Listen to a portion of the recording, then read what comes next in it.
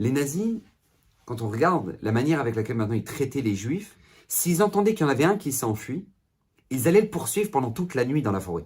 Toute la nuit avec les bergers allemands, ils couraient pour essayer d'attraper ce juif. Explique-moi la logique. Comment c'est possible? Qu'est-ce que tu lui veux à ce juif? Il a sa kippa, il a cette il a... C'est quoi? C'est un revendeur de drogue? C'est quoi son problème? En quoi il est dangereux? Qu'est-ce que tu as besoin de lui courir derrière pendant une nuit entière et de t'acharner comme ça? Pourquoi?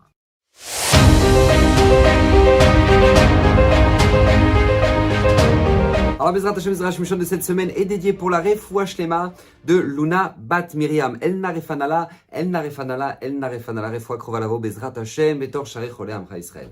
Alors, j'aimerais partager avec vous aujourd'hui un sujet extraordinaire. Tout simplement parce que Bezrat Hashem s'arrête sur une Mishnah, la Mishnah en Pirkei Avot, troisième Mishnah, troisième chapitre, vous retenez, 3-3. Là-bas, c'est Ben Azaï qui parle. Ben Azaï qui était quand même ni plus ni moins que le gendre de Rabbi Akiva, donc ça le fait, d'accord? Au Hachem, on est dans la haute voltige. Ben Azaï nous dit Al tibaz lechol adam. Ne méprise personne. Que personne soit méprisé à tes yeux. Ne néglige aucun homme. Pourquoi? She'en lecha adam she'en lo sha'a. Parce qu'il n'y a pas un homme qui n'a pas son heure de gloire. Son moment où Baruch Hashem il va réussir dans sa vie. Donc ne méprise personne. Pas seulement parce que déjà ça peut te faire des problèmes après, parce que comme ça nous dit le Midrash d'ailleurs, le Midrash nous raconte qu'il y avait malheureusement des enfants juifs qui se moquaient d'un Romain, d'un petit Romain qui était éleveur de cochons. Ils disaient « Ah toi l'éleveur de cochons, toi l'éleveur de cochons ». Ils le méprisaient comme ça. À la fin, ce petit éleveur de cochons, il est devenu César et ça a fait des problèmes pour la suite de l'histoire, d'accord? Donc non seulement parce que ça t'amène des problèmes, mais c'est pas seulement ça. La Mishnah veut pousser le raisonnement encore plus loin. C'est que tu ne peux pas mépriser personne. Parce que chacun d'entre nous sommes venus pour réaliser une mission qui nous est unique. Et donc du coup, notre réussite, on l'aura tous dans notre vie. Donc comment tu peux mépriser quelqu'un que Akadosh Baruch Hu l'a fait venir sur cette planète pour qu'il ait la réussite dans ce qu'il doit faire? Tu peux pas toi. Si Akadosh Baruch Hu il a misé sur lui et qu'Akadosh Baruch Hu il a misé que cette personne-là va réussir, comment toi tu peux dire ouais non mais tu sers à rien, laisse tomber. Comment tu peux mépriser cette personne-là? C'est Rav Shteman disait, vous savez ce que c'est qu'un bon professeur? Un bon professeur, c'est pas celui qui booste la classe et qui met un niveau de malade. Un bon professeur, c'est celui qui, Baruch Hashem, arrive à diriger les têtes de classe pour qu'ils réussissent, mais qui sait remonter ceux qui ne sont pas forts. Parce que beaucoup de professeurs disent bon, de toute façon, eux, ils sont là, bon, on verra ce qui va bien devenir d'eux, hein, on n'en sait rien. Hein. Mais par contre, ils vont miser sur les têtes de classe les plus forts, eux, ils vont les booster, et les autres, ils vont les laisser traîner. C'est pas un bon professeur. Un bon professeur, c'est quelqu'un qui, justement, sait élever tout le niveau de la classe, y compris ceux qui ont le plus de mal. Et Rav Shteman disait, méfiez-vous des mauvais élèves. Et pas seulement des mauvais élèves, mais méfiez-vous des élèves qui sont en fond de classe, que tu as l'impression qu'ils ne sont pas les plus forts. Il dit, vous savez pourquoi? Parce que regardez la Gemara, elle dit qu'il est la Zaken. Il avait, bon, Hachem, pas mal d'élèves. Le plus grand de tous les élèves, c'était tout simplement Yonatan ben Uziel. D'accord? Yonatan ben Uziel qu'on connaît, qui est enterré dans le nord d'Eretz Israël, sur lequel maintenant c'est marqué quand il étudiait la Torah, même il y avait les oiseaux, ils passaient au-dessus, ils brûlaient tellement, c'est là, une doucha incroyable, phénoménale qui sortait de Yonatan ben Uziel. L'Alpi Kabbalah, l'explication, c'est pas juste des oiseaux, c'était même les anges, d'accord? C'est les séraphim qui brûlaient de la Gdusha de Yonatan ben Uziel. Mais vient la Mishnah, et la Gemara, elle continue, elle dit, et le plus petit de tous les élèves de Hillel, c'était tout simplement Rabbi Yochanan ben Zakkai. Rabbi Yochanan ben Zakkai. Et Rav Shteman dit, mais toute la Torah que nous on a à l'heure d'aujourd'hui, toute la Torah orale qu'on a reçue, tout le Talmud, tout ça, toutes les Mishnayot, c'est par le mérite de quel Rav que tout a continué, Baruch Hashem, depuis Moshe Rabbeinu, Hillel, et ensuite, Yochanan ben Zakkai. Rabbi Yochanan ben Zakkai, c'est lui qui va avoir comme élève Rabbi Eliezer ben Urkenus, qui aura lui-même comme élève Rabbi Akiva, qui aura lui-même comme élève Rabbi Shimon bar Yochai, etc., etc. Donc, en fait, la Torah, elle est passée par Rabbi Yochanan ben Zakkai, alors que c'était le plus petit de tous les élèves de Hillel. Donc, Rav Shteman disait, ne méprisez aucun de vos élèves. Même si tu as l'impression que c'est pas le plus fort, non, tu ne sais jamais ce qui peut sortir de lui. Tu ne sais jamais ce qui peut sortir de lui. Mais cette Mishnah est extrêmement encourageante, je vais vous dire pourquoi. Parce qu'en fait, ici, Ben Azaï nous dit qu'il n'existe pas un homme qui n'a pas son heure de gloire. Ça n'existe pas. She'en lecha adam she'en lo sha'a. Il n'y a pas un homme qui maintenant n'aura pas son moment de réussite dans sa vie. Après, maintenant, ce que nous on décide d'en faire, Ça, ça devient déjà notre problème, d'accord? Est-ce que maintenant on y croit? Est-ce que maintenant on va s'investir pour ça? Et justement, ça après, c'est à nous d'en faire ce que l'on veut. Mais ce cadeau, on l'a déjà d'entrée. On l'a ce cadeau. Akadosh Baruch Hu nous a fait venir pour qu'on ait notre moment de réussite. Ça, c'est le premier point essentiel de cette Mishnah. Et le deuxième point, c'est que la Mishnah vient ici nous dire que peu importe le contexte dans lequel tu vas grandir, peu importe là où tu vas évoluer, peu importe, ça ne changera rien. Tu l'auras ton heure de gloire. Parce que cette Mishnah, à qui elle parle? Elle parle à celui qui veut mépriser l'autre. Elle dit pas, ne méprise pas l'autre, altiebaz lechol adam, ne méprise pas les gens, parce que sinon tu vas les empêcher de faire ce qu'ils doivent réussir dans leur vie. C'est pas ça qui est marqué dans la Mishnah. Dans la Mishnah, c'est marqué, ne méprise personne parce qu'il n'y a pas une personne qui n'a pas son heure de gloire. Ça veut dire quoi? Ça veut dire que cette personne-là, de toute manière, elle aura son heure de gloire. Elle l'aura. Maintenant, toi, on te dit, ne méprise pas cette personne parce que tu sais pas ce qu'elle va devenir. Donc, écoutez bien, déduction, ça veut dire que peu importe le contexte dans lequel tu évolues, même si tu peux avoir une tonne de personnes autour de toi qui vont te mépriser, qui vont pas t'encourager, peu importe, ça ne t'empêchera pas d'avoir ce qu'on appelle ton heure de gloire. Et ça, c'est extraordinaire et c'est là-dessus que s'arrête le Ezra Shimshon. Il dit, mais comment est-ce possible? Comment est-ce possible? Comment se fait-il que maintenant tu peux avoir un contexte très difficile et maintenant tu peux évoluer dans un milieu qui est hostile même des fois et la Mishnah te dit, ça n'existe pas, il n'y aura pas un homme qui n'aura pas son heure de gloire. Comment la Mishnah elle peut t'assurer une chose pareille? Comment c'est possible? Il nous dit les Ezra Shimshon, écoutez bien, parce que le mazal de chacun d'entre nous vient du ciel. On ne dépend pas de la terre, nous. On ne dépend pas du contexte terrien dans lequel on évolue. Ou sociétal, on ne dépend pas de ça. On dépend du ciel. Notre mazal est lié là-haut au ciel. Donc notre énergie est divine. C'est-à-dire qu'en fait, si je traduis un petit peu l'idée, c'est qu'en fait notre chargeur, il n'est pas terrestre. Notre chargeur, il est divin. C'est-à-dire que pour avoir de la batterie pour tout ce que tu vas entreprendre dans ta vie, ou tout ce que tu voudras faire, ça ne dépendra pas de l'énergie que tu puiseras ici sur Terre. Mais déjà, ton mazal déjà te ressource. Vous savez, c'est comme les super chargeurs Tesla. D'accord? T'as les super chargeurs Tesla, tu recharges hyper vite, c'est les super chargeurs. Eh bien, sachez que c'est exactement la même chose. Nous, chacun d'entre nous, avons ce qu'on appelle un super chargeur. Pourquoi? Parce que notre ressource, notre vie, on la puise de notre mazal qui est dans le ciel. Contrairement, nous dit Ezra Shimshon, au reste de la création. Vous observez le reste de la création, c'est pas du tout comme ça qu'il fonctionne. Les créatures, de manière générale, comment elles fonctionnent? Ben, tu prends un animal, ok? Un animal. Tu veux prendre un pingouin. Tu ne vas pas le ramener dans le Sahara, parce qu'il va mourir. D'accord? Parce que lui, son milieu d'habitation, c'est la banquise. Donc tu le mets dans le désert, il va mourir. Et pareil, tu prends un dromadaire et tu le mets sur la banquise, il va mourir. D'accord? Parce que lui, il n'est pas fait pour ça, c'est pas son milieu. Et vous savez que c'est d'ailleurs dans les zoos, ils se rendent compte de ça, que c'est très très difficile de faire en sorte que maintenant les animaux puissent faire des bébés, parce qu'il faut vraiment leurs conditions naturelles. S'ils n'ont pas leurs conditions naturelles, et dans le détail, des fois, c'est des détails, des fois c'est la température, ou des fois c'est un ressenti de l'animal, etc. Et ben, ça fera en sorte qu'il ne va pas faire d'enfants parce qu'il ressent que ce n'est pas le milieu qui est adéquat pour avoir des bébés.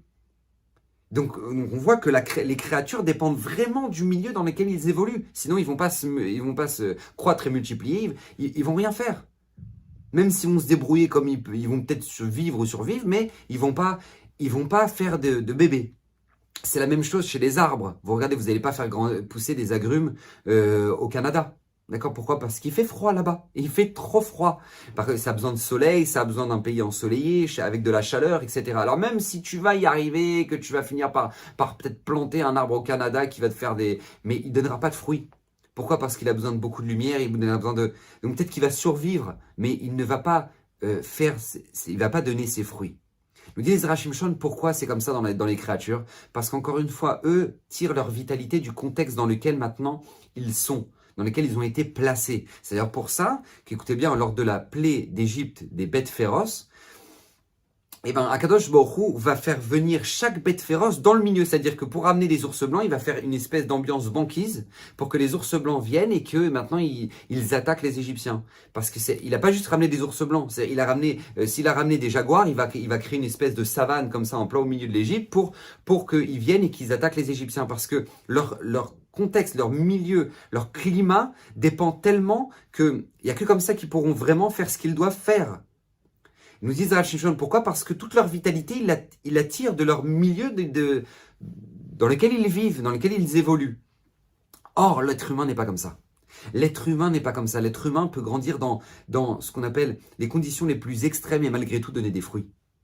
Pourquoi, nous dit Zera Shimshon? Comment c'est possible, contrairement à toute la création? Nous dit Zera Shimshon parce que pour la simple et bonne raison que l'être humain a cette force-là de tirer ce qui l'alimente, c'est son mazal, c'est non pas le contexte dans lequel il évolue. Vous savez ce qu'ils savaient plus que tout le monde, ça? C'était les nazis, Marshema Mezeram. Les nazis, quand on regarde la manière avec laquelle maintenant ils traitaient les juifs, vous pouvez m'expliquer comment est-ce possible qu'ils allaient poursuivre un juif en pleine forêt? Ils arrivaient dans un village, ils voulaient tuer donc, tous les habitants juifs du village ou les déporter. S'ils entendaient qu'il y en avait un qui s'enfuit, ils allaient le poursuivre pendant toute la nuit dans la forêt. Toute la nuit avec les bergers allemands, ils couraient pour essayer d'attraper ce juif. Explique-moi la logique. Comment c'est possible? Qu'est-ce que tu lui veux à ce juif? Il a sa kippa, il a ses tzitzit, c'est quoi? C'est un revendeur de drogue? C'est quoi son problème? En quoi il est dangereux? En quoi il est dangereux? Pourquoi tu as besoin de... Tu veux pas le revoir, t'inquiète pas, je t'assure, je te promets, tu le reverras jamais. Allez, il va partir, il s'enfuit, et il veut pas te revoir toi non plus. Donc t'inquiète pas, il est parti. Qu'est-ce que tu as besoin de lui courir derrière pendant une nuit entière et t'acharner comme ça? Pourquoi? Vous savez pourquoi? Parce que les nazis savaient mieux que tout le monde que de ce petit juif-là peut redémarrer le Ham Israël. Ils savaient que même dans ces conditions-là, de la Shoah, etc., de ce juif-là peut redémarrer le clan d'Israël. Ils le savaient très bien, qu'un juif a la capacité de, peu importe le milieu dans lequel il évolue, de lui peut ressortir quelque chose. Donc on doit l'attraper, on doit l'exterminer. Il doit pas partir, il doit pas passer la frontière. On veut sa mort. On veut sa mort. Mais c'est incroyable. C'est-à-dire que malheureusement, ils avaient bien plus conscience de la grandeur de ce qui peut sortir de nous-mêmes que nous-mêmes avons confiance en nous. Moi, je dis à chaque fois, le plus grand ennemi qu'on puisse avoir, c'est nous-mêmes. C'est nous-mêmes, parce que des fois, on ne croit même pas aux capacités qu'Hachem nous donne, qu'on est alimenté par des superchargeurs divins, que au Hachem, on a des forces incroyables. Regardez, la preuve, un homme comme Rav Israël Meir Lau, grand rabbin d'Israël, mais lui qui a grandi dans les camps à Buchenwald, lui il était là-bas, il a fait la Shoah, et de lui va sortir le grand rabbin d'Israël. Alors quoi, il s'était trompé les nazis? Non. Il savait très bien que de chaque juif peut redémarrer le Ham Israël. Il le savait. Et la preuve en est. Et Rav Israël Meir Lau, quand on lui a posé la question, mais comment vous avez une telle force de pouvoir redémarrer tout et redevenir grand rabbin d'Israël et continuer la lignée de vos parents, de vos grands-parents? Comment vous avez tiré cette force-là? Vous savez ce qu'il répondait? Il dit, parce que je savais que si jamais maintenant, moi, je ne deviens pas grand rabbin d'Israël, je termine le travail d'Hitler. C'est ce qu'il veut, lui. Il veut que je ne sois rien. Il veut m'exterminer. Mais moi, je sais que c'est pas comme ça que ça fonctionne. Et pourquoi je vous dis tout ça? Parce que c'est un message extraordinaire et tellement magnifique que nous transmet ici Ben Azaï. On ne doit mépriser absolument personne parce qu'il n'existe pas un homme qui n'a pas son heure de gloire, son moment de réussite dans sa vie. On a tous le moment où Akadosh Baruch Hu va nous permettre de réussir notre vie. C'est à nous de jouer. Personne ne pourra nous empêcher de réaliser notre vie. Il n'y a pas un homme qui n'a pas son heure de gloire. Et vous savez, je terminerai avec cette magnifique histoire avec le Rav Aryeh Levin. Rav Aryeh Levin qui était un homme, un Rav incroyable. Il était en Israël avant la création de l'État déjà. Et Rav Aryeh Levin s'occupait d'une école. Directeur d'une école. Et un jour, pendant la cour de récréation, les élèves sont venus. Et ils avaient les mains fermées comme ça. Un des élèves avait les mains fermées comme ça. Ils viennent voir le Rav Aryeh Levin. Ils disent, Rav, on a attrapé un papillon. Est-ce qu'il est vivant ou il est mort? Alors maintenant, Rav Aryeh Levin comprend. Il comprend que si jamais maintenant il dit que le papillon il est vivant, ils vont faire tric, ils vont l'écraser. Et il dit, ah ben non, voilà, il est mort. Et si jamais il dit qu'il est mort, ils vont dire, ah ben non, regarde, il est vivant. Et là, Rav Aryeh Levin leur dit une phrase extraordinaire qu'on ne doit jamais oublier dans notre vie.